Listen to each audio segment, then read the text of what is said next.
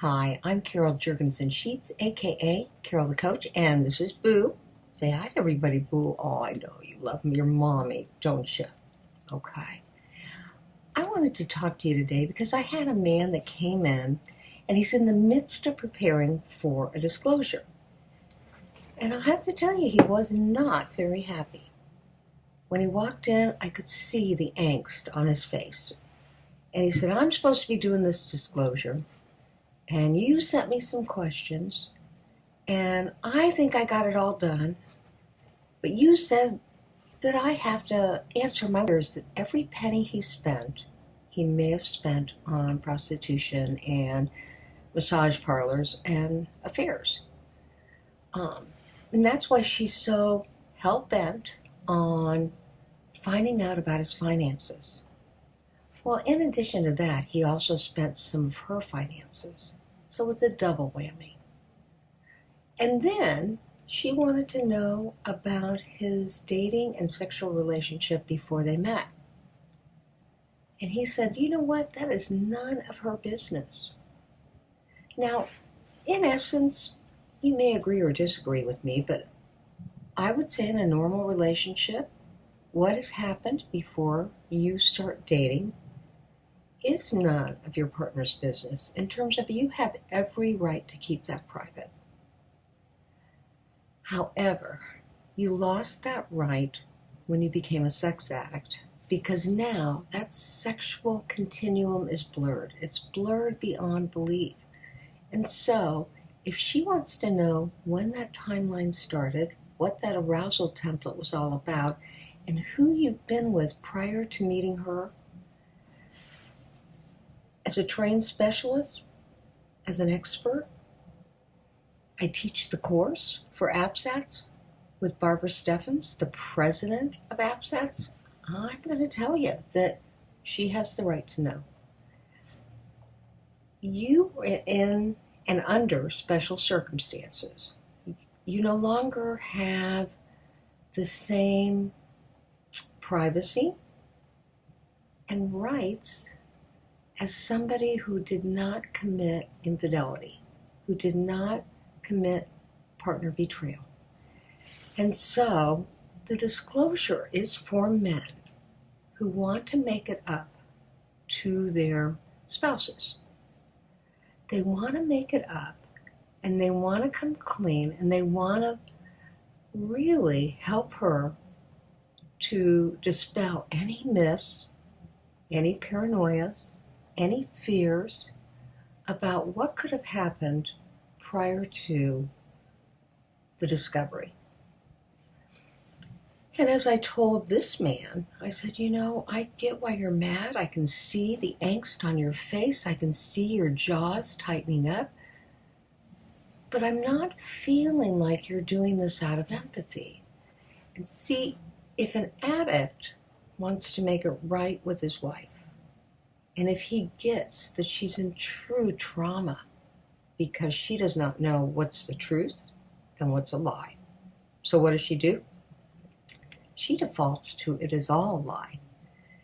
If that addict wants to reverse the process, wants to right the wrong, so to speak, wow, that addict will do whatever it takes to make her feel safe again. And we believe at apsats.org, APSATS, that making it safe means that you go the extra mile, that you do whatever it takes to make her feel safe again. Now, this addict came in and said, if she's going to ask me about my past, I want to ask her. And I said, you know, again, that's a normal response, and I get that. And maybe at some point you can do that, but that's not what the disclosure is about.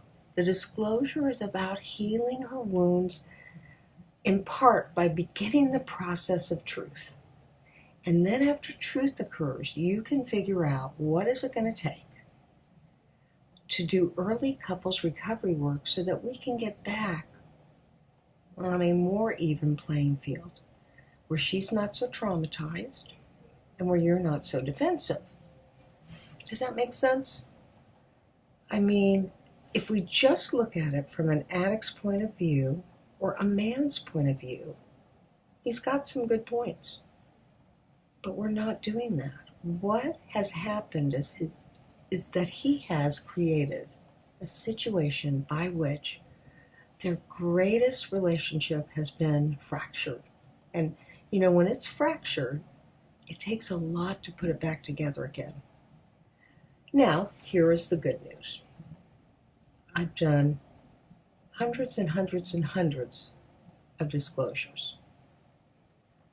I have seen them begin that process of reparation, restoration, and trust. My addicts are always very scared because they don't believe she can take the truth. My partners are always so glad that she finally has the truth. And of course, that's followed up by a polygraph test so that she really knows she got everything she needed. But when a man comes into my office and he's angry and he keeps comparing even though he's not nervous about her fidelity, instead he's basically saying, she wants this, I want that. This is unfair for her to ask for that.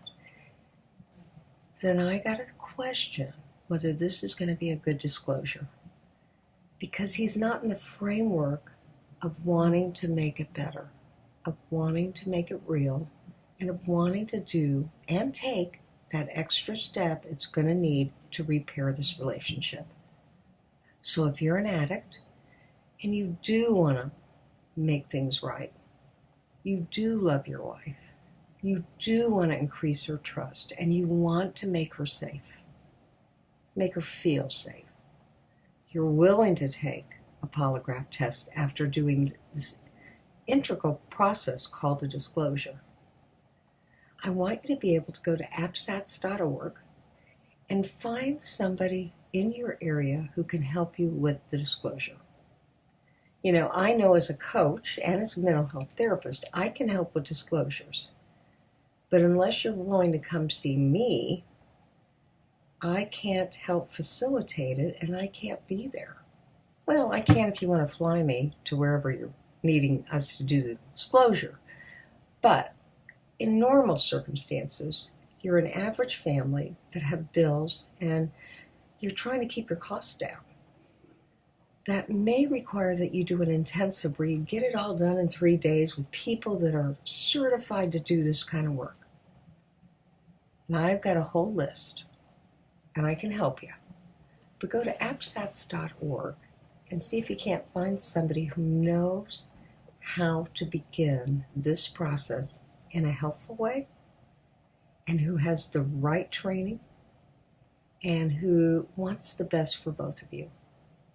And if you're a partner looking at this video, I would encourage you to ask yourself, am I ready to hear the truth?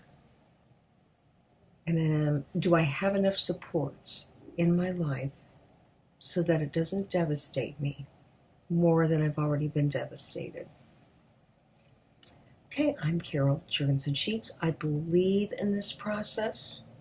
I've seen it work over and over again. And I'm going to encourage you to think about whether a disclosure is right for your coupleship and for you. And you make it a great week, because I tell you, I say this in every video. We can't help what happens to us, but we get to decide how it affects us. Which reminds me, if you're interested, go to my Facebook, Carol Jurgensen-Sheets. That's Jurgensen, and then Sheets. And then click on my Carol the Coach page, which is different than my Sex Help with Carol the Coach page. And you will get a lot of videos and information on how to just be healthy in general. And you can always go to my website, carolthecoach.com. That's my website for people that have not experienced betrayal trauma. It's my website for people that are dealing with the normal stresses of life. not what you're dealing with. If you need my help in that respect, then go to Sex Help with Carol the Coach. And I will see you next week for another video, because Boo and I love to make videos, don't we, Bubba? Did I just wake you up, Boo? I did. So we'll see you later for more Sex Help. He's so tired. It's so cold here in Indianapolis. With Carol the Coach. Make it a great week. Right, Boo? Oh, Mom, leave me alone. I'm tired.